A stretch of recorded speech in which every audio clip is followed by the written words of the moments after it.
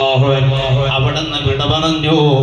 അവിടുന്ന് വിട പറഞ്ഞപ്പോ സ്വഹാബത്ത് അവരെ എല്ലാം കഴിഞ്ഞ് ആ മയ്യത്തിന് ജനാസയെ പറഞ്ഞതുപോലെ റൗളയിലെത്തിക്കുന്നു. ആ റൗളയിലെത്തിച്ചിട്ട് അവിടുന്ന് പറഞ്ഞു, അസ്സലാമു അലൈക യാ റസൂലല്ലാഹ്, ഓ ഹബീബായ നബിയേ, ഇത് സിദ്ദീഖ് തങ്ങളുടെ ജനാസയാണ്, അങ്ങയുടെ ചാരത്ത് കിടക്കാൻ സമ്മതം ചോദിക്കുന്നു നബിയേ. മഹാനായ സിദ്ദീഖ് റളിയല്ലാഹു അൻഹു ഏത് വിഷമഘട്ടത്തിലും മുത്തുനബിയുടെ കൂടെയാണ്. ഞാൻ ആ വിഷയത്തിലേക്ക് കടന്നാൽ സമയം വൈകിപ്പോകും. ഞാൻ നിശ്ചയിച്ച സമയത്ത് തന്നെ ഞാൻ വേദ നിർത്തും. അല്ലാഹു നമ്മളെ കബൂൽ ചെയ്യട്ടെ.